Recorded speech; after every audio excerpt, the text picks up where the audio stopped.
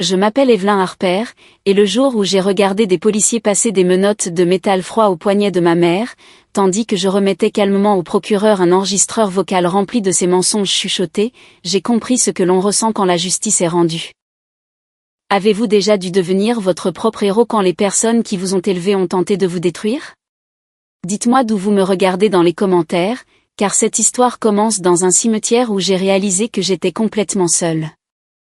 C'était un jeudi matin gris, au début du mois d'octobre, alors que je me tenais devant la tombe de mon mari, Daniel, au cimetière d'Oakwood à Hartford, dans le Connecticut. Le vent semblait être la seule chose qui s'était déplacée pour moi.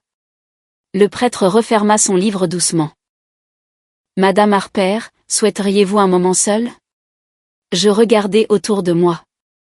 Des rangées de chaises pliantes vides, aucun bruit de pas au loin, aucun retardataire se précipitant sur le chemin de gravier. Oui, dis-je doucement. Je suppose que je le suis déjà. Il hésita. Êtes-vous sûr que votre famille n'est pas en route? Je resserrai mon manteau contre moi. Ils ont dit qu'ils le seraient, mais ils ne sont pas venus. Les employés du cimetière se tenaient maladroitement près de leur camion. L'un d'eux se racla la gorge. Madame, nous pouvons attendre encore un peu si vous le souhaitez.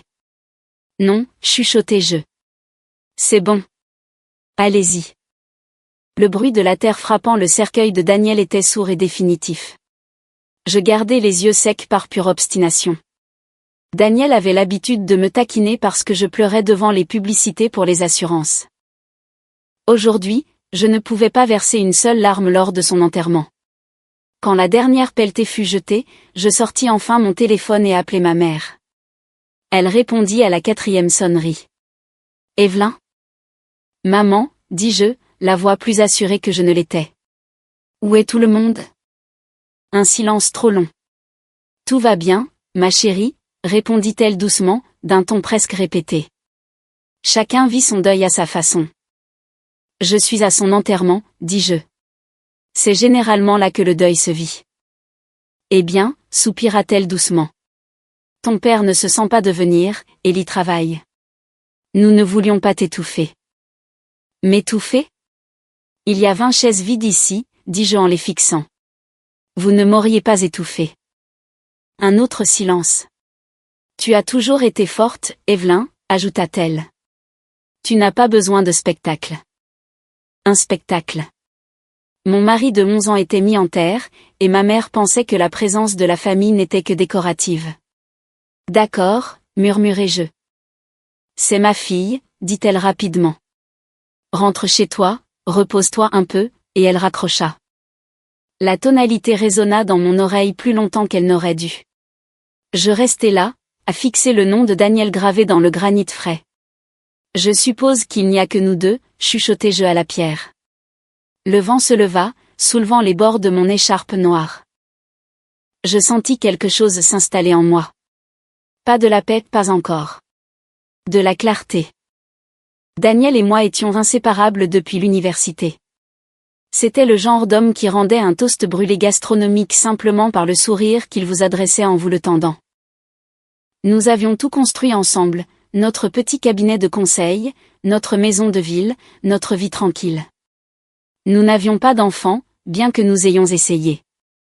Ce chagrin était privé, le nôtre. Et maintenant, il était parti après un anévrisme soudain qui ne m'avait laissé ni avertissement ni adieu. Et ma famille n'était même pas venue. Je m'accroupis près de la tombe et pressai mes doigts gantés contre la terre froide. Je suis désolée, chuchotai-je. Je ne sais pas ce que je suis censé faire sans toi. Derrière moi, une portière de voiture claqua quelque part au loin. Pendant une seconde désespérée, je pensais qu'ils avaient peut-être changé d'avis, mais personne ne descendit le sentier. Je me levai lentement, brossant la poussière sur mes genoux. Je vais trouver une solution, dis-je à Daniel. Je te le promets. Alors que je retournais vers ma voiture, le gravier crissa trop fort sous mes talons.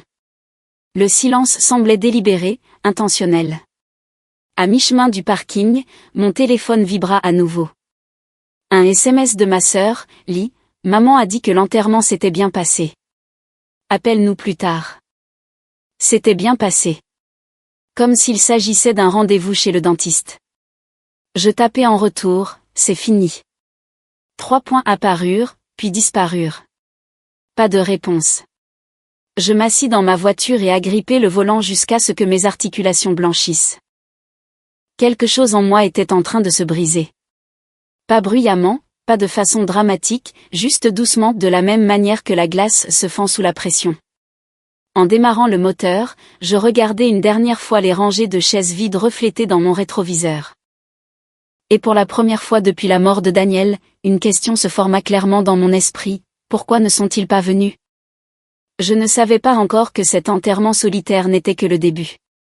Je quittai le cimetière sans me douter que les personnes qui avaient manqué l'inhumation de mon mari planifiaient déjà comment m'enterrer, moi, par la suite.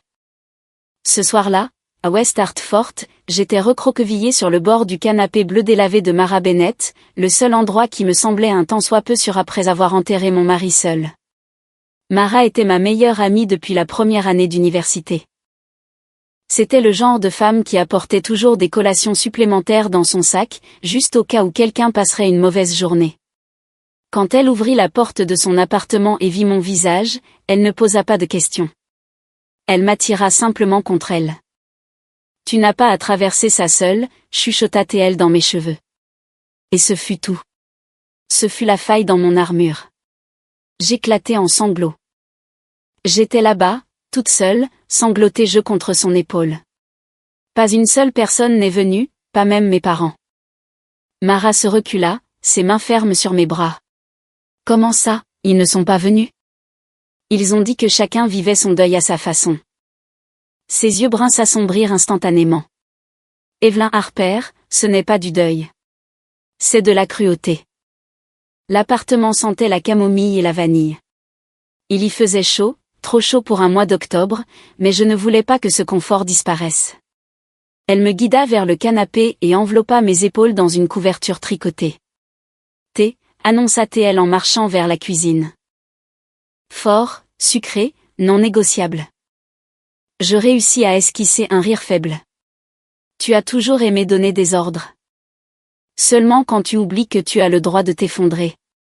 Elle revint avec 2 tasses et s'assit en tailleur face à moi. Raconte-moi tout depuis le début. Alors je le fis. Les chaises étaient vides, dis-je doucement. Toutes. Je n'arrêtais pas de croire que j'entendais une portière, mais ce n'était que le vent. La mâchoire de Mara se crispa. Tu les as appelés? Oui. Je fixai mon thé. Maman a dit que je n'avais pas besoin de spectacle. Mara eut un ricanement méprisant. Un enterrement n'est pas un spectacle. C'est du respect. Le silence s'installa entre nous, pesant mais pas hostile. Je pensais qu'ils s'en soucieraient, murmurai-je. Je pensais que perdre Daniel les adoucirait. Mara se pencha en avant et me serra la main. Ta famille a toujours été compliquée, mais là. C'est un autre niveau. J'acquiesçai lentement. Elle n'avait pas tort. Ma mère, Caroline Whitmore, avait toujours privilégié les apparences aux émotions. Mon père, Richard Whitmore, suivait son sillage comme une ombre suit un corps silencieux et sans poser de questions. Et ma jeune sœur, Lee, flottait partout où l'attention était la plus vive. Pourtant, je n'avais jamais imaginé cela. Mara pencha la tête. Est-ce qu'ils ont au moins pris de tes nouvelles après? Lee a envoyé un message. Maman a dit que l'enterrement s'était bien passé. Mara cligna des yeux, incrédule. C'était bien passé? C'était un détartrage? Je laissai échapper un petit rire brisé. C'était un son étranger dans ma gorge. Je n'arrête pas de me dire que je réagis peut-être de façon excessive, admis-je. Peut-être qu'il ne savait pas comment gérer la situation. La voix de Mara devint tranchante. Arrête. Tu n'es pas trop. Tu n'es pas mélodramatique. Tu as enterré ton mari aujourd'hui, toute seule. Ce mot résonna à nouveau, seule. Elle s'adoucit. Qu'est-ce que tu vas faire ce soir? Je ne veux pas retourner à la maison, confessai-je. Elle me semble vide. Alors tu restes ici, dit-elle immédiatement. Je ne veux pas m'imposer. Tu ne t'imposes pas. Tu survis. Je regardais sa bibliothèque, fixant la petite chouette en céramique que Daniel lui avait achetée un jour pour plaisanter. Il disait qu'elle avait l'air de porter un jugement. Dieu, ce qu'il me manquait. Mara, dis-je doucement. Penses-tu que les gens montrent qui ils sont vraiment dans des moments comme celui-ci? Elle m'étudia attentivement. Oui. Et s'ils le font, alors crois-les. Ces paroles s'ancrèrent profondément en moi. Pendant des années, j'avais excusé la distance de mes parents. Ils n'étaient pas affectueux, ils n'étaient pas expressifs. Mais c'était ma famille. Pourtant aujourd'hui, quand j'avais le plus besoin d'eux, ils avaient choisi l'absence. Mara se leva et me prit à nouveau dans ses bras. Écoute-moi, dit-elle fermement. Tu n'es pas folle. Tu n'es pas égoïste. Et tu n'es pas seule, pas tant que je respire. Ma gorge se serra à nouveau. Merci, chuchotai-je. Elle sourit doucement. On va gérer ça un jour à la fois.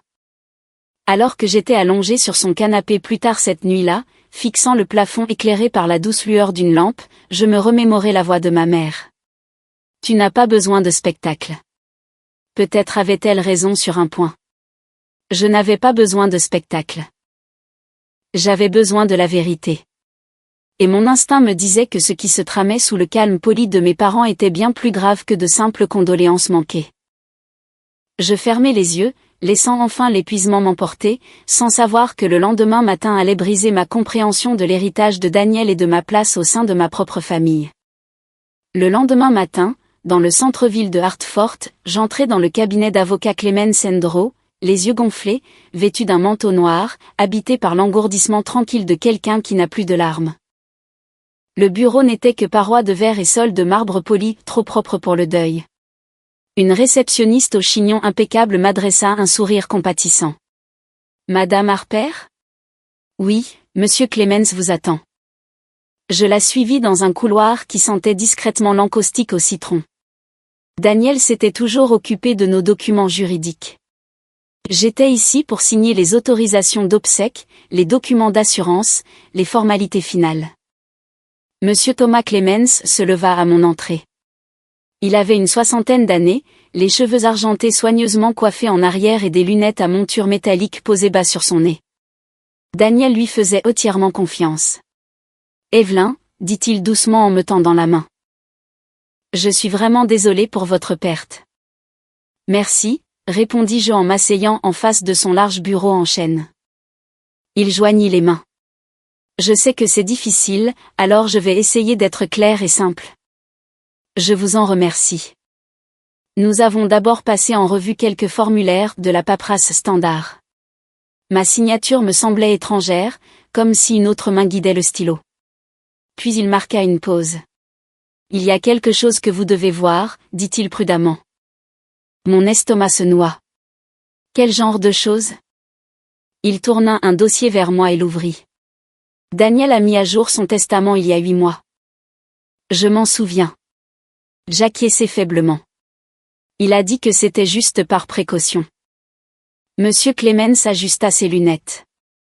Il vous a tout laissé, Evelyn. Je clignai des yeux. Tout. Oui. Il tapota les documents. 3 appartements locatifs à New Haven, la propriété de bord de mer à Madison, et le cabinet de conseil, bien sûr. Je le regardai, attendant une clarification. La maison de plage? Il acquiesça. Entièrement payé. Ça doit être une erreur, dis-je immédiatement.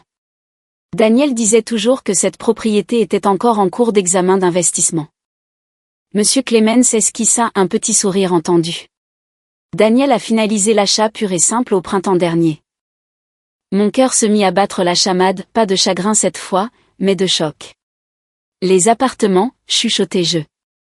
Également à votre nom désormais. Ils génèrent un revenu régulier depuis des années. Depuis des années? Ma voix monta légèrement. Je n'en savais rien. Il m'étudia attentivement. Daniel préférait gérer la croissance financière discrètement. Il vous voulait à l'abri, totalement à l'abri. À l'abri. Le mot résonna étrangement. Je pensais que nous étions à l'aise, dis-je lentement. Mais c'est considérable. Oui, admis-il. Vous êtes désormais l'unique bénéficiaire et propriétaire d'actifs évalués à un peu plus de 4 millions de dollars. Le chiffre tomba comme un verre que l'on brise. 4 millions. Je m'agrippai au bord du bureau. Pourquoi ne me l'a-t-il pas dit? Monsieur Clemens se rampa doucement dans son siège. Daniel a été très clair sur un point. Ma gorge se serra. Quoi? Il a dit, s'il m'arrive quoi que ce soit, je veux qu'Evelyn soit protégée de tout le monde. La pièce sembla rétrécir. De tout le monde, répétai-je. Il acquiesça. Ce sont ses mots exacts. Un frisson me parcourut l'échine, lent et délibéré. Qu'est-ce qu'il voulait dire par là, demandai-je. Monsieur Clemens hésita juste assez longtemps pour m'inquiéter. Il n'est pas entré dans les détails, mais il a insisté sur des protections juridiques spécifiques. Aucun accès conjoint, aucun fiduciaire secondaire, aucune autorité externe sur vos décisions. Autorité externe. La voix de ma mère me revint à l'esprit, celle du cimetière. Tu as toujours été forte, Evelyn. Forte. Protégée. Seule. Je n'en avais aucune idée, chuchotai-je. Monsieur Clemens fit glisser un autre papier vers moi. Vous devrez signer ici pour vous transférer officiellement l'autorité de gestion. Je fixai la ligne où mon nom était imprimé, Evelyn Harper, unique bénéficiaire. Mes mains tremblaient légèrement pendant que je signais. Quand le stylo quitta la page, quelque chose changea en moi. Ni du soulagement, ni de la joie du pouvoir. Daniel ne m'avait pas seulement laissé de l'argent, il avait construit une forteresse autour de moi. Tout est-il clair? Demanda doucement Monsieur Clemens. Oui, répondis-je, bien que mon esprit soit en ébullition. 4 millions de dollars, des appartements de rapport, une maison en bord de mer, et un mari qui s'était discrètement préparé à quelque chose que je ne comprenais pas encore. Alors que je rangeais les documents dans mon sac, Monsieur Clemens ajouta une dernière phrase. Evelyn, si quiconque vous approche au sujet de décisions financières, je vous conseille vivement de me consulter d'abord. Pourquoi quelqu'un m'approcherait-il? Demandai-je. Il me jeta un regard mesuré. Parce qu'une nouvelle comme celle-ci ne reste pas secrète longtemps. À l'extérieur du bureau, les bruits de la ville semblaient plus forts que d'habitude. Les voitures passaient, les gens se pressaient sur les trottoirs. Mon téléphone vibra dans ma main. Maman. Je fixai son nom sur l'écran, le poids de ma nouvelle réalité pressant lourdement ma poitrine. Pour la première fois de ma vie, j'avais quelque chose qu'il ne contrôlait pas. Et je ne pouvais me défaire de l'idée que Daniel savait exactement de quoi il me protégeait.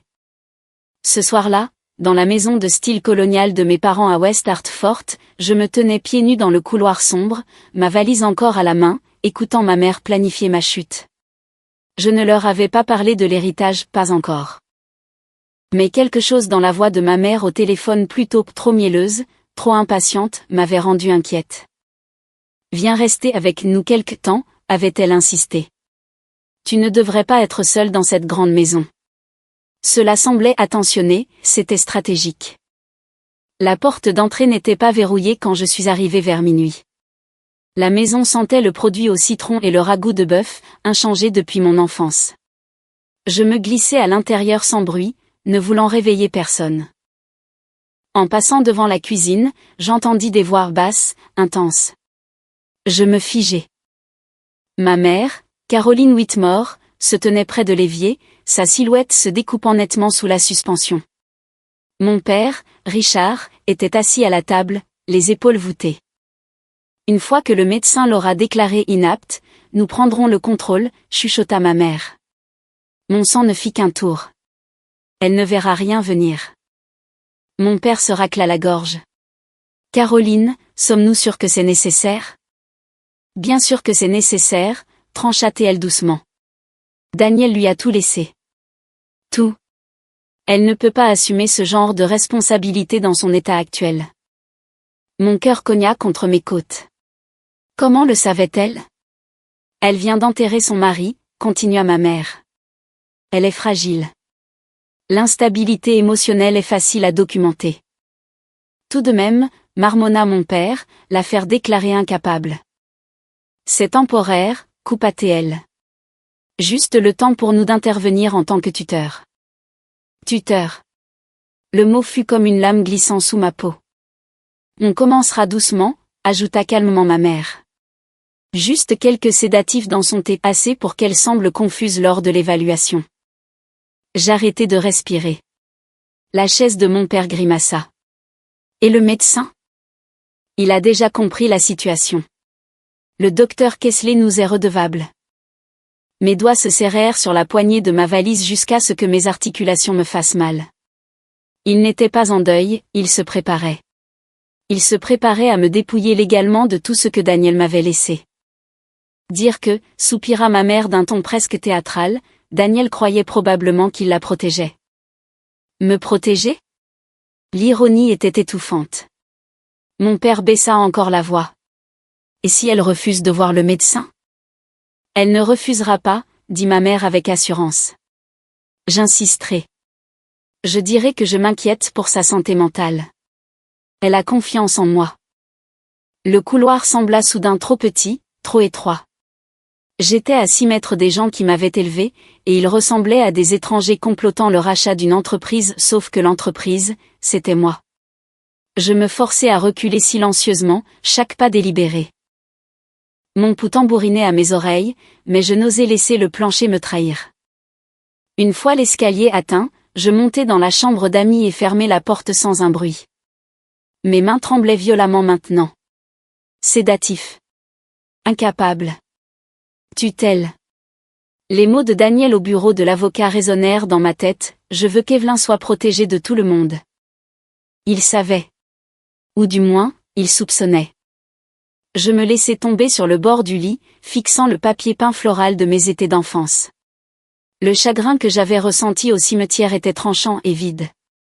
Ceci était différent. C'était froid, calculé. Mes parents n'avaient pas seulement manqué l'enterrement de Daniel, ils avaient déjà décidé que mon deuil était une opportunité. Je m'essuyai les yeux et me forçai à respirer lentement. Ils me pensaient fragile. Ils me pensaient naïve. Ils croyaient que j'avais confiance en eux. Un calme étrange commença à m'envahir, remplaçant la panique. S'ils voulaient une démonstration d'instabilité, peut-être la leur donnerais-je, mais selon mes propres termes. Allongé sur l'oreiller, je fixai le plafond dans le noir, écoutant le faible murmure de leur voix en bas. J'étais venu ici chercher du réconfort. À la place, j'avais trouvé mes ennemis. Et cette fois, je n'allais pas rester seul à mon propre enterrement. Le lendemain soir, dans la salle à manger de mes parents, je m'assis à la table en chêne poli où j'avais grandi, souriant poliment tout en calculant chaque bouchée que je prenais.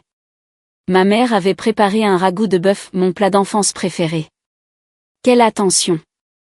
Mange, ma chérie, dit-elle chaleureusement en posant le bol devant moi. Tu as à peine touché à ton déjeuner. Je me forçai à rire un peu. Régime spécial deuil. Lis, ma jeune sœur, fit tournoyer sa cuillère de façon spectaculaire. Tu as l'air pâle, Ève.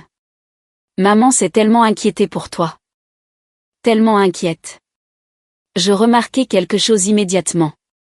3 plats étaient posés au centre de la table, le ragoût, des carottes rôties, de la purée. Mais à côté de mon assiette se trouvait une tasse de thé individuelle, déjà servie. Personne d'autre n'en avait. Je penchai légèrement la tête. Pas de thé pour vous?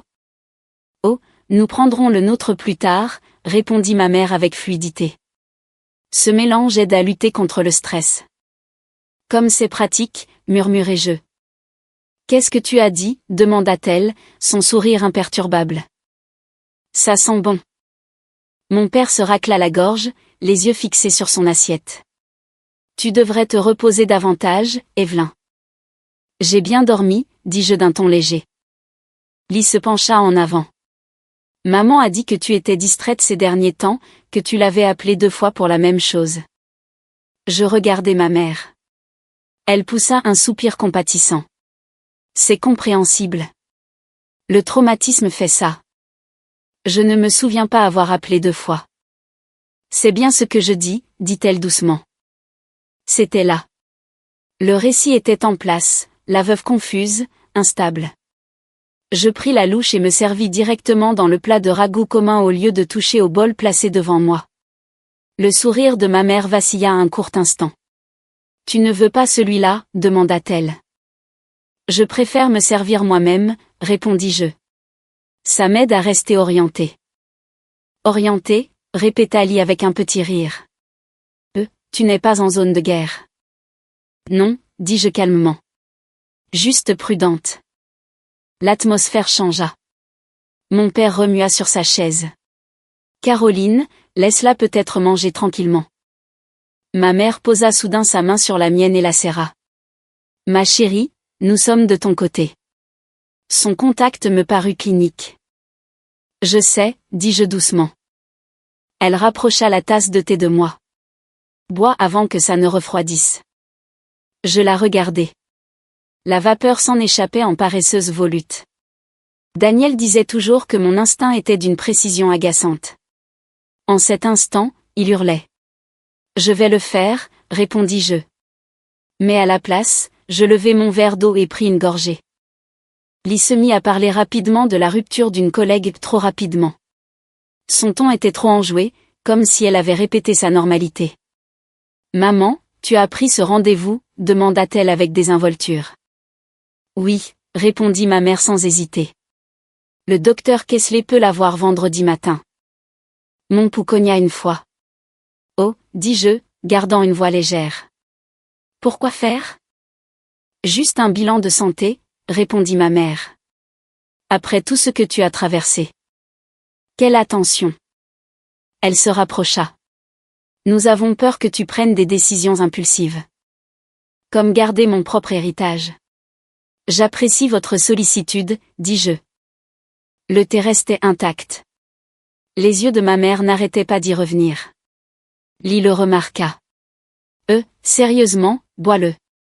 Maman le prépare spécialement. » Je croisai son regard avec assurance. « Je n'ai pas soif. » Silence. Mon père se leva brusquement. « Je vais débarrasser les assiettes. » Le sourire de ma mère se crispa. « Tu as toujours eu confiance en moi, Evelyn. » Cette phrase était un appât. « C'est vrai » répondis-je prudemment. Elle m'étudiait, cherchant la moindre faille. Au lieu de cela, je me concentrais sur les plats communs, sur le fait que tout ce que j'avais consommé avait été visible, collectif, sûr. Le dîner se termina par une politesse forcée et des souhaits de bonne nuit sans âme. En quittant la table, je pris délibérément la tasse de thé intacte.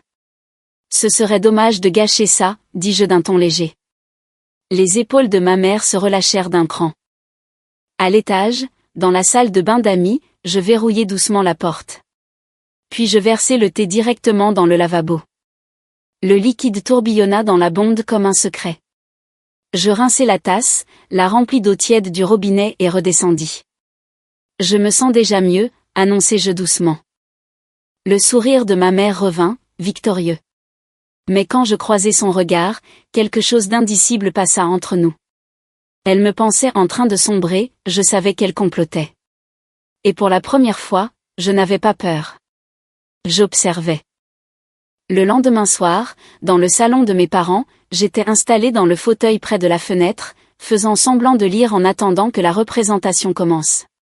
Fidèle au poste, ma mère entra, portant une tasse de thé en porcelaine sur une soucoupe.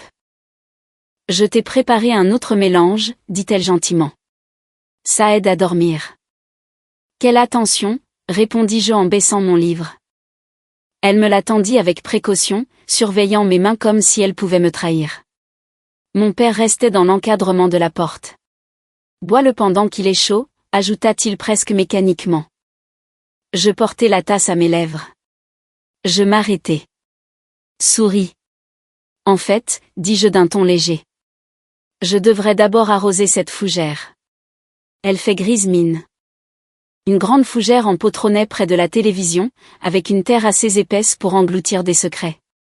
Je m'en approchai avec désinvolture et inclinai la tasse comme si j'étais distraite. Le liquide disparut dans la terre. Quel dommage, je suis maladroite, ris-je doucement. Je suppose que la plante en avait plus besoin que moi. Les yeux de ma mère se plissèrent légèrement. Tu n'as pas soif ? Je suis épuisé, murmurai-je.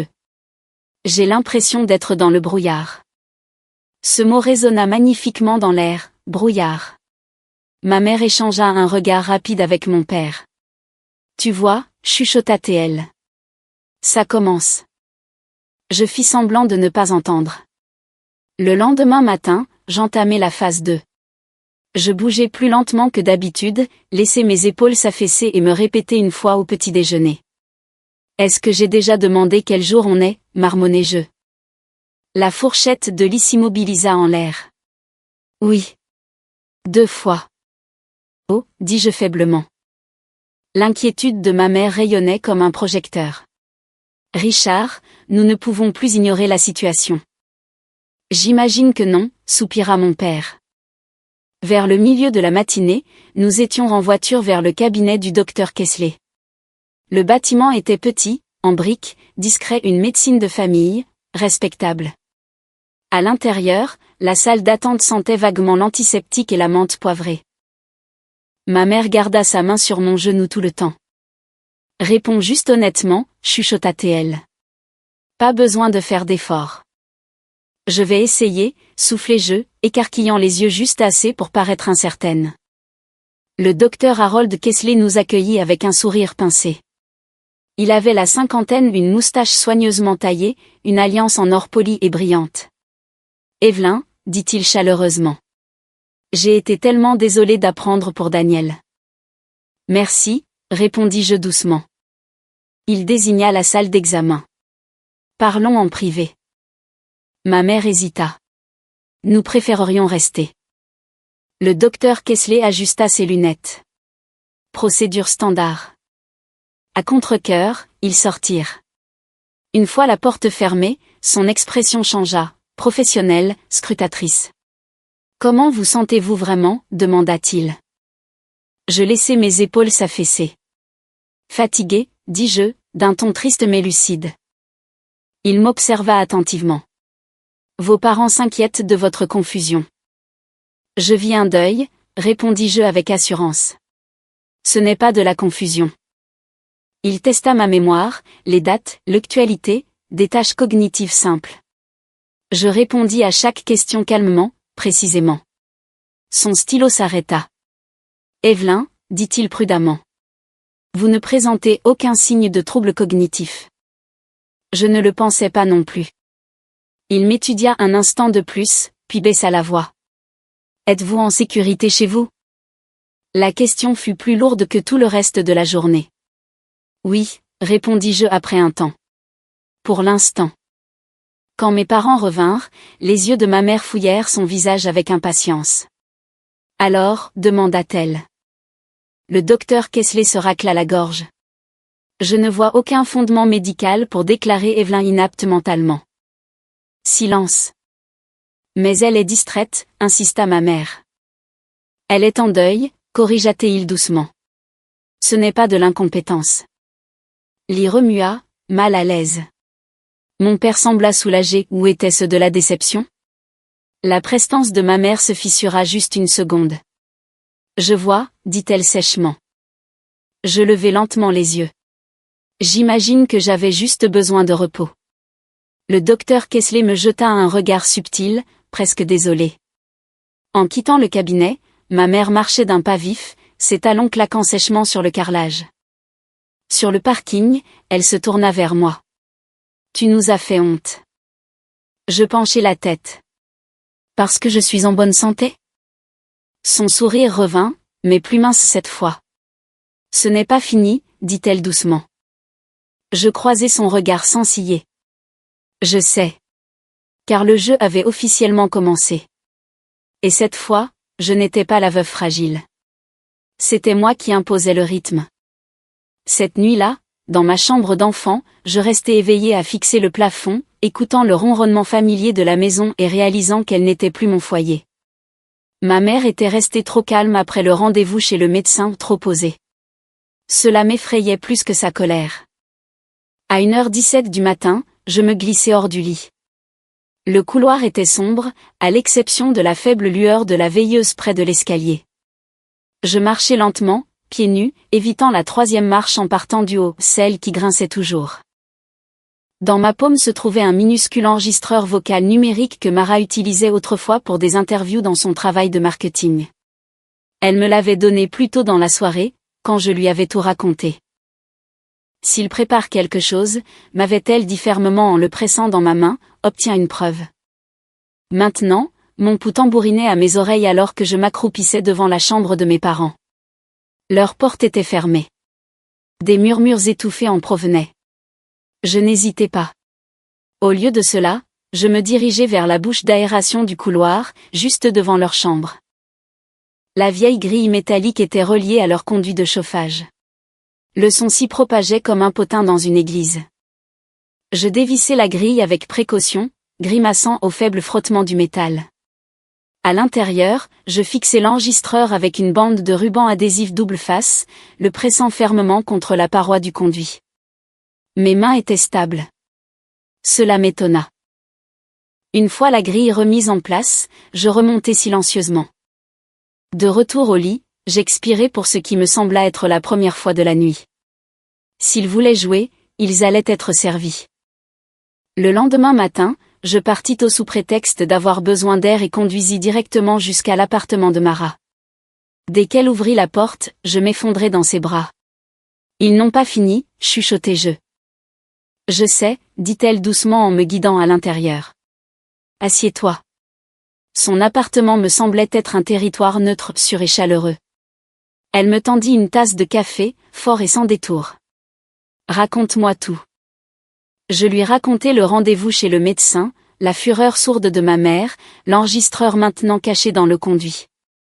Les yeux de Mara s'agrandirent. Tu l'as vraiment fait? Oui. Elle poussa un sifflement admiratif. Evelyn Harper. J'ai toujours su que tu avais du cran. Je ne me sens pas forte, admis-je. Je me sens traquée. Elle se pencha en avant. Tu n'es pas traquée. Tu es préparée. Ma voix se brisa. Ce sont mes parents, Mara. Qui fait ça à sa propre fille?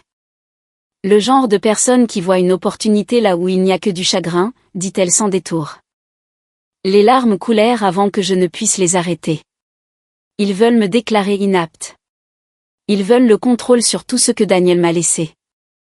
La mâchoire de Mara se crispa. Alors on va s'assurer que ça n'arrive jamais. Elle attrapa son téléphone. Mon frère travaille au bureau du procureur, dit-elle. Le procureur adjoint Daniel Ruiz. Si ce que tu dis est vrai, s'il complote pour te droguer et falsifier une évaluation médicale, c'est criminel. Le mot criminel résonna étrangement. Je ne veux pas qu'il soit arrêté, chuchotai-je automatiquement. L'expression de Mara s'adoucit mais ne flancha pas. Eve, ils étaient prêts à te sédater, à te dépouiller de tes droits. Je m'essuyai le visage. Je sais. Elle me serra la main. Ne décidons de rien pour l'instant. D'abord, nous obtenons une preuve. Une preuve solide. J'acquiesçai lentement. Une preuve. Pas une suspicion, pas un instinct.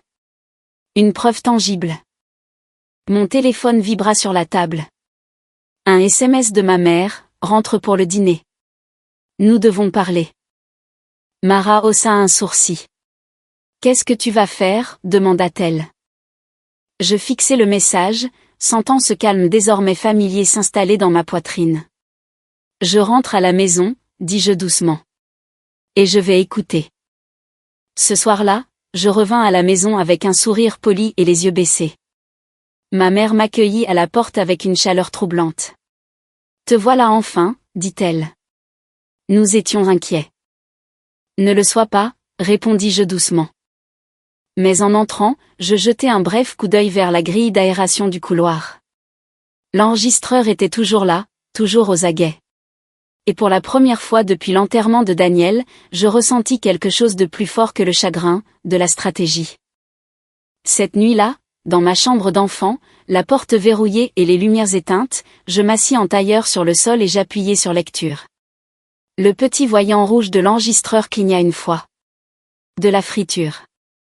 Puis la voix de ma mère, claire, froide, concentrée. On lui en a donné trop peu la dernière fois, chuchota TL. La prochaine fois, on double la dose. Mon estomac se retourna. Mon père répondit, plus bas, mal à l'aise. Tu es sûr que c'est sans danger? Elle ne se souviendra de rien, répondit sèchement ma mère. Elle a déjà l'air épuisée. Si elle trébuche un peu pendant l'évaluation, l'affaire est classée. L'affaire est classée. Un froissement de papier. Et le docteur Kessler, demanda mon père. Une pause. Il a déjà donné son accord, dit-elle. L'air quitta mes poumons dans une violente expiration. Accord. Le médecin qui m'avait regardé dans les yeux pour me demander si j'étais en sécurité. Mes mains se mirent à trembler, mais je me forçai à continuer d'écouter. Il ne faut pas se précipiter, marmonna mon père. Si elle se doute de quelque chose. Elle ne se doutera de rien, l'interrompit ma mère. Elle est en deuil, elle a confiance en nous. Encore ce mot, confiance. Ma poitrine se serra si fort que je crus que j'allais m'évanouir. Je pressai une main contre ma bouche pour ne pas émettre un son. Elle nous remerciera plus tard, ajouta doucement ma mère, quand elle réalisera qu'elle ne pouvait pas gérer tout ça seule. L'enregistrement s'arrêta. Le silence envahit la pièce. Pendant un long moment, je restais simplement assise là, le cœur battant la chamade, fixant le mur comme s'il pouvait m'expliquer comment les personnes qui m'avaient élevée étaient devenues cela. Puis, je bougeais. Je copiais le fichier sur mon téléphone, sur un disque dur en ligne, sur une deuxième sauvegarde. Mes mouvements étaient mécaniques, précis. Il voulait le contrôle, je voulais une assurance. En moins de 15 minutes, j'étais dans ma voiture, les mains crispées sur le volant, traversant les rues tranquilles du Connecticut vers l'appartement de Mara. Elle ouvrit la porte avant même que je ne frappe. « Tu as entendu quelque chose » dit-elle immédiatement. J'acquiesçai et entrai sans dire un mot. Son frère, Daniel Ruiz, procureur adjoint, 34 ans, le regard vif et l'allure assurée, était déjà assis à la table de la cuisine. Mara avait dû l'appeler. « Fais-moi écouter » dit-il calmement. Je posai mon téléphone et lançai la lecture. La voix de ma mère remplit la pièce. Personne ne parla pendant l'écoute. Quand elle fut terminée, Daniel se renversa lentement dans sa chaise. « C'est une association de malfaiteurs, dit-il. Le mot fut encore plus frappant que criminel ne l'avait été. Il prévoit de vous droguer, continua-t-il, d'un ton mesuré et précis, et de falsifier des documents médicaux pour obtenir une tutelle. C'est grave. Et le médecin, demandai-je doucement. S'il participe sciemment, dit Daniel, c'est une fraude et un abus d'autorité. Mara m'attrapa la main. On peut les arrêter. Daniel acquiesça. Mais il nous faut une dernière chose. Mon estomac se noie. Quoi? Une preuve au moment précis où il passe à l'acte, dit-il. L'intention est une chose puissante, mais les prendre sur le fait, en train d'administrer une substance ou de tenter de le faire, verrouille le dossier. Donc, je les laisse essayer, demandai-je, la voix à peine assurée. Je ne vous recommande pas d'ingérer quoi que ce soit, répondit-il. Mais nous devons documenter la tentative de manière officielle. Mon pouls tambourina de nouveau, mais différemment cette fois. Ce n'était plus de la panique, c'était de la résolution. Ils vont réessayer bientôt, dis-je. Je le sens. Daniel me regarda droit dans les yeux. Alors, nous nous préparons. Mara me serra la main plus fort. Tu n'as pas à faire ça seule. Je repensai au cimetière, aux chaises vides, à la voix de ma mère chuchotant des dosages comme si elle ajustait une recette. Non, dis-je doucement. En effet. Daniel se leva. Dès qu'il bouge, appelez-moi immédiatement. Nous coordonnerons l'intervention avec des agents, mais il faut que ce soit sur le vif, l'acte final de leur plan. Alors que je retournais chez mes parents plus tard cette nuit-là, le ciel était d'un noir d'encre et infini. Ils me croyaient fragile. Ils me croyaient naïve. Ils croyaient que j'étais à une dose de tout perdre. Je me garai dans l'allée et fixai les fenêtres sombres de la maison.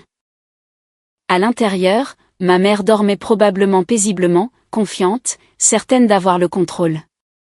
Je glissai mon téléphone dans la poche de mon manteau, l'enregistrement sauvegardé à 3 endroits différents. Qu'ils essaient encore. Cette fois, je ne ferai pas qu'écouter. Je serai prête. Cette nuit-là, dans la chambre d'amis chez mes parents, je me tins devant le miroir et j'étudiais mon reflet comme une actrice avant une première. C'était le moment où j'arrêtais de subir pour commencer à jouer. Les mots de Daniel Ruiz résonnaient dans ma tête, il nous faut une preuve au moment précis où il passe à l'acte. Si mes parents voulaient une démonstration d'instabilité, je leur en donnerais une assez convaincante pour les mettre en confiance. Les gens en confiance font des erreurs. Au petit déjeuner le lendemain matin, je laissai ma cuillère glisser de mes doigts. Elle s'écrasa bruyamment contre l'assiette. Oh, murmurai-je faiblement. Pardon. J'ai la tête qui tourne. Les yeux de ma mère s'illuminèrent instantanément. Richard, dit-elle doucement. Tu vois ce que je veux dire? Mon père acquiesça trop vite. Oui, je vois. Lee m'observait avec une expression indéchiffrable, une sorte de curiosité nerveuse, peut-être. Je n'ai pas bien dormi, ajoutai-je en pressant mes doigts contre ma tempe. Tout est flou. Ma mère tendit le bras par-dessus la table et me serra le poignet. C'est bon, ma chérie. On va s'occuper de toi. S'occuper de moi? Je baissai les yeux. Je ne pense pas pouvoir gérer les finances pour le moment, chuchotai-je délibérément. Chaque fois que je regarde les papiers, ça me submerge. Il était là l'hameçon. Ma mère inspira lentement, cachant sa satisfaction sous une couche d'inquiétude. C'est tout à fait compréhensible. Je ne me fais pas assez confiance pour prendre des décisions, continuai-je doucement. Mon père remua sur sa chaise. C'est peut-être le moment de revoir les options.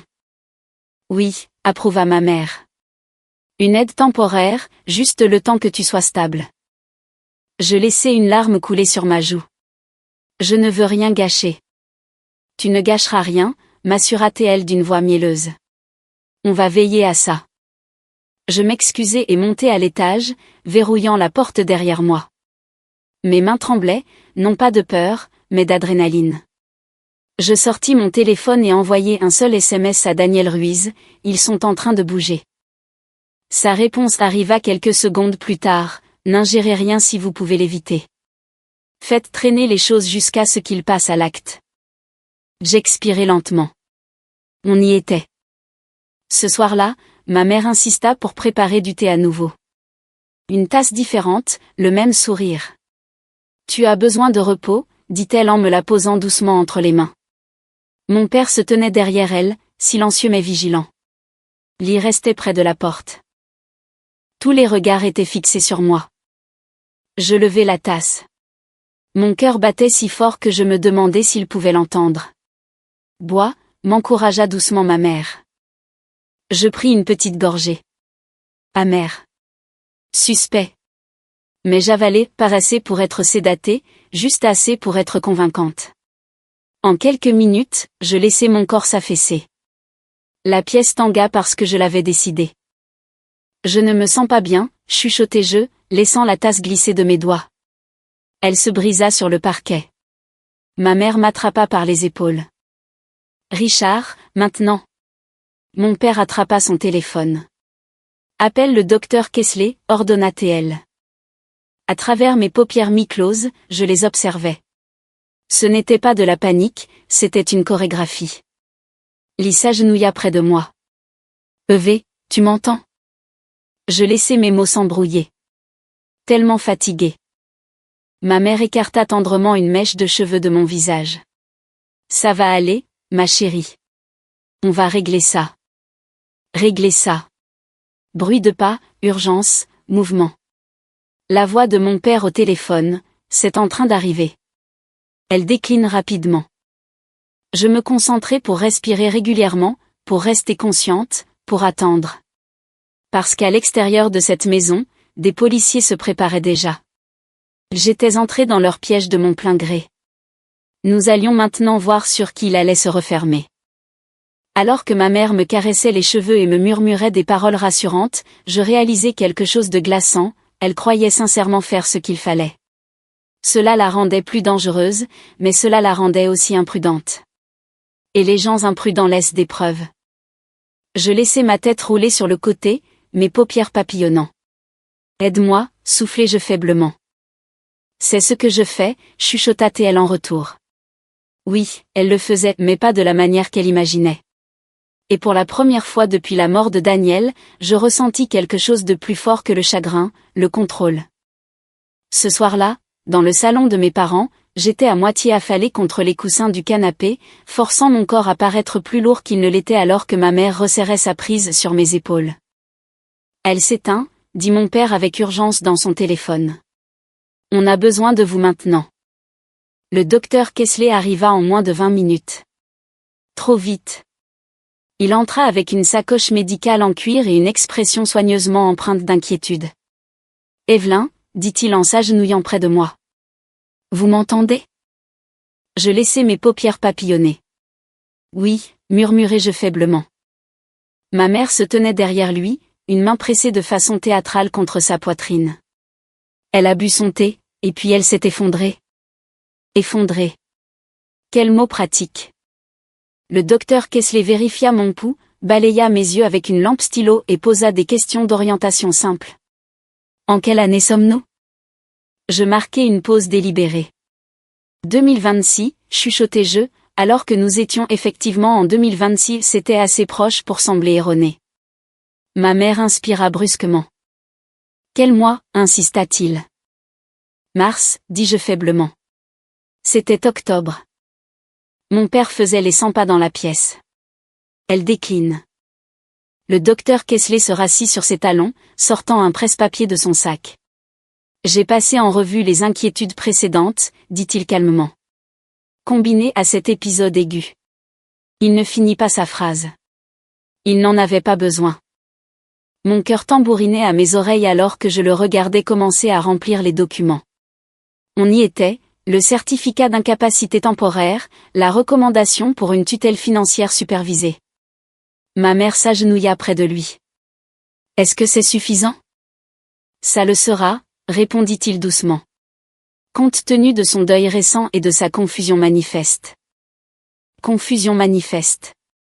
Je forçai ma tête à rouler à nouveau sur le côté. Maman, chuchotai-je faiblement. Je suis là, ma chérie, dit-elle en me caressant les cheveux. Je ne comprends pas. Tu n'as pas à comprendre, apaisa-t-elle. On gère la situation. Gérer la situation. Le docteur Kesley signa le bas du formulaire d'un trait de stylo ferme. Le bruit du stylo grattant le papier me parut plus fort qu'un coup de tonnerre. Et alors, la porte d'entrée s'ouvrit avec fracas. Les mains en l'air, qu'on puisse les voir. L'ordre résonna dans la maison comme un coup de feu. Ma mère eut un hoquet de surprise. Mon père se figea net. Lee hurla. 2 agents en uniforme entrèrent les premiers, suivis de Daniel Ruiz, en costume sombre, son badge accroché à sa ceinture. Le docteur Kesley se leva d'un bond. Qu'est-ce que c'est que ça? La voix de Daniel était calme mais tranchante. Docteur Harold Kesley, vous êtes placé en détention dans le cadre d'une enquête pour complot en vue de commettre une fraude médicale. Ma mère se redressa brusquement. C'est scandaleux. Caroline Whitmore, continua Daniel d'un ton égal, vous et Richard Whitmore êtes en état d'arrestation pour tentative de tutelle illégale, complot en vue d'administrer des substances contrôlées sans consentement, et fraude. Le visage de mon père se vida de ses couleurs. C'est un malentendu. Ce n'en est vraiment pas un, répondit Daniel.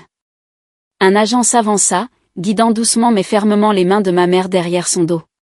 Le clic des menottes résonna dans la pièce. Ma mère me fixa, le regard furieux. Tu nous as piégés. Je me redressai lentement, la faiblesse quittant ma posture. Je me suis protégée, dis-je calmement. Le docteur Kesley bafouilla. Ce n'était pas censé. Pas censé quoi? Demanda froidement Daniel. Nous avons les enregistrements. Nous avons le thé. Et maintenant, nous avons un certificat frauduleux signé. Un technicien de la police scientifique s'avança pour placer soigneusement le presse-papier sous scellé. Lee restait près de l'escalier, pâle et tremblante. Maman. Mon père me regarda alors que les agents lui attachaient les poignets. Evelyn, dis-leur que c'est une erreur. Je croisai son regard avec assurance. Je vous ai demandé de m'aimer, dis-je doucement. Pas de me contrôler. La voix de ma mère vira à l'hystérie. Après tout ce qu'on a fait pour toi. Vous avez manqué l'enterrement de mon mari, coupai-je, la voix ferme et froide. Et ensuite, vous avez essayé de m'effacer. Le silence tomba. Seul le froissement des uniformes et le faible ronronnement du réfrigérateur remplissaient l'espace. Alors qu'on les menait vers la porte, ma mère se tordit légèrement pour me regarder une dernière fois. Tu le regretteras. Je soutins son regard sans ciller. Non, dis-je doucement. Je ne crois pas. La porte se referma derrière eux. La maison semblait étrangement immobile. Daniel s'approcha. Ça va? J'inspirai lentement. Oui. Et pour la première fois depuis l'enterrement de Daniel, c'était la vérité. Au milieu du salon de mes parents, sous le même lustre qui avait éclairé chaque dîner de fête de mon enfance, je me tenais droite tandis que tout ce qu'ils avaient construit sur des mensonges s'écroulait autour d'eux. La voix de ma mère se brisa la première. Tu nous as tendu un piège, hurla-t-elle alors que l'agent la guidait vers la porte. Tu nous as humiliés. Daniel Ruiz ne monta pas le ton. Il n'en avait pas besoin. Nous avons des enregistrements de vous discutant des dosages, dit-il avec calme. Nous avons la recommandation médicale falsifiée rédigée à l'avance. Et nous avons maintenant un certificat signé, établi dans des circonstances frauduleuses. La contenance du docteur Kessler s'effondra complètement. Caroline m'avait dit qu'elle était instable. Je voulais aider en simulant une incompétence. Daniel répondit sèchement. Mon père se tourna vers moi une dernière fois, son visage marqué non par le remords, mais par l'incrédulité. Tu aurais pu nous parler. Je l'ai fait, répondis-je doucement. Au cimetière. Vous n'êtes pas venu. Cela le fit taire. Les talons de ma mère grincèrent sur le parquet alors qu'elle résistait légèrement. Nous protégions ce qui nous appartient. Je sentis quelque chose en moi se durcir définitivement. Je ne vous ai jamais appartenu, dis-je. Et lui non plus. Les agents les emmenèrent à l'extérieur, vers les gyrophares rouges et bleus qui coloraient la rue banlieusarde tranquille. Des rideaux bougèrent dans les maisons voisines, les murmures suivraient dès le matin. Lee restait pétrifié près de l'escalier, des larmes coulant sur ses joues. Evée, je ne savais pas. Je la regardais. Je la regardais vraiment. Tu en savais assez, dis-je doucement. Ce n'est pas de la cruauté, c'est juste de l'honnêteté. Quand la porte d'entrée se referma enfin et que les sirènes s'estompèrent au loin, la maison sembla expirer. Daniel s'approcha. Vous avez fait exactement ce qu'il fallait faire. Je regardais autour de moi les meubles familiers, les portraits de famille sur les murs, des versions souriantes de gens que je reconnaissais à peine désormais. J'ai peut-être perdu un mari, dis-je doucement, sentant le poids de cette perte pleinement pour la première fois. Puis je redressai les épaules. Mais je ne me perdrai pas, moi. Et à cet instant, seul au milieu des décombres de leur contrôle, je compris quelque chose de puissant, le chagrin ne m'avait pas brisé. Il m'avait révélé. 2 semaines plus tard, j'étais pieds nus sur la terrasse de la maison de plage de Daniel à Madison, dans le Connecticut, regardant l'Atlantique rouler comme s'il avait tout le temps du monde. La procédure judiciaire avait commencé rapidement, chef d'inculpation signifié, licence médicale suspendue, date d'audience fixée. Je n'assistais pas à l'audience préliminaire, je n'avais pas besoin de les revoir sitôt. À la place, je fis mes cartons sans colère, sans drame, tranquillement. Je quittai la maison de mes parents avec une seule valise et 0 regret. Mara insista pour m'aider à m'installer dans la maison de plage. Ça, annonça-t-elle alors que nous portions le dernier carton, c'est l'odeur de la liberté. Ça sent le sel et la peinture fraîche. Je ris doucement.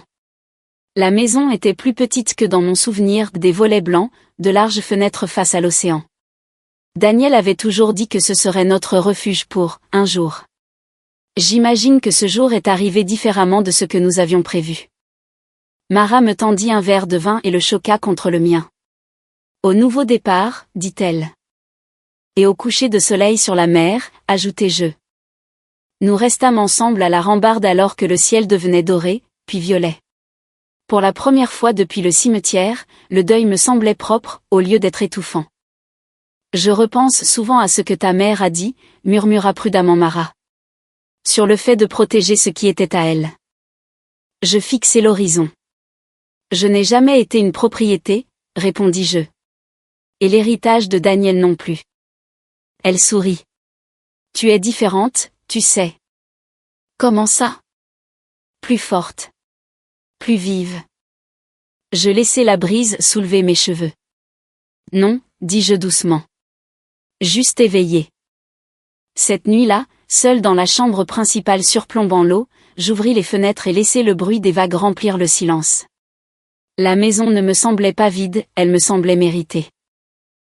Je parcourus chaque pièce lentement, touchant les murs, les plans de travail, les encadrements de portes, m'ancrant dans quelque chose qui m'appartenait sans condition. Daniel m'avait protégé dans la vie, mais dans la mort, il m'avait involontairement donné quelque chose d'encore plus grand, la preuve que je pouvais me protéger moi-même. En me glissant dans le lit, alors que le clair de lune inondait le parquet, je chuchotai dans la pièce silencieuse, je suis toujours là. Et pour la première fois depuis bien longtemps, je ne chuchotais pas pour survivre. Je chuchotais pour recommencer à vivre. 1 an plus tard, par une matinée ensoleillée de septembre sur le littoral du Connecticut, je me tenais pieds nus dans le sable derrière le centre de ressources pour femmes de Madison, regardant 12 femmes s'entraîner à se libérer d'une saisie de poignet. Recommencez, dis-je doucement. Utilisez vos hanches. La puissance ne vient pas de la panique. Elle vient de l'effet de levier. Elles rirent, essoufflées mais déterminées. Je n'étais pas une experte en arts martiaux, et je n'étais pas avocate, mais au cours de l'année écoulée, j'étais devenue autre chose, consciente. Après les arrestations, l'affaire avait avancé rapidement. Les enregistrements ne mentent pas, les traces écrites n'oublient pas. Le docteur Kessler a perdu sa licence. Mes parents ont accepté un accord de plaider coupable comprenant une mise à l'épreuve, des amendes et une interdiction permanente de demander une tutelle à nouveau. Lee a déménagé dans un autre état. Nous échangeons désormais de brefs SMS prudents, distants, polis. Certains ponts brûlent sans faire de bruit. J'ai choisi de ne pas les reconstruire. À la place, j'ai construit autre chose. La maison de plage est devenue plus qu'un investissement de Daniel, elle est devenue mon ancrage.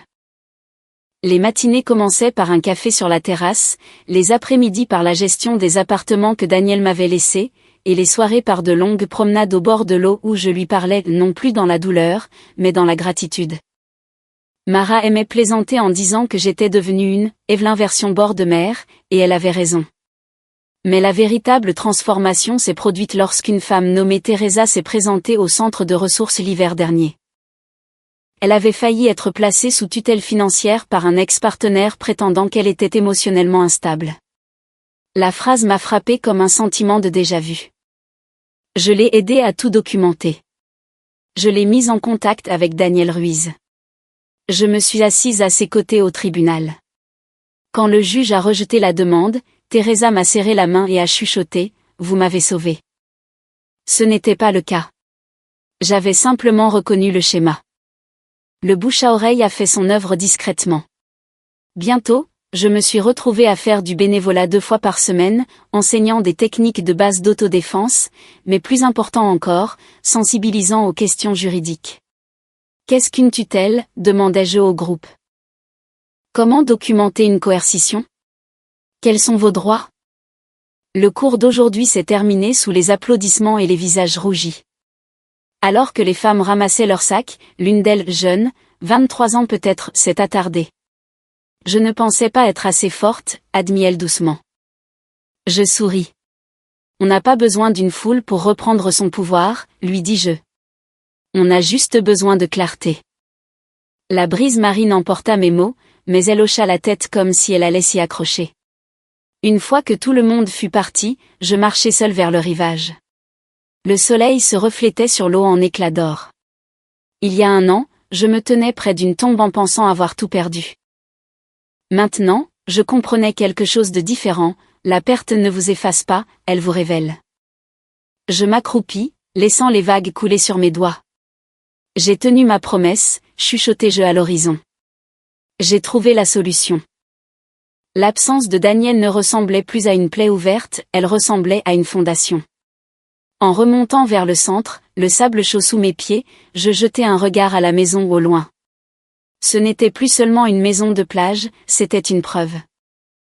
La preuve que la dignité, une fois menacée, peut être défendue. La preuve que la trahison n'a pas le dernier mot. Et la preuve que même une veuve tranquille peut devenir sa propre protectrice. Si vous avez déjà dû tenir tête à quelqu'un qui vous sous-estimait, dites-moi, d'où regardez-vous cette vidéo? Et quel a été le moment où vous avez décidé que c'en était assez? Parce que parfois, la vengeance la plus puissante n'est pas la destruction, c'est de devenir intouchable.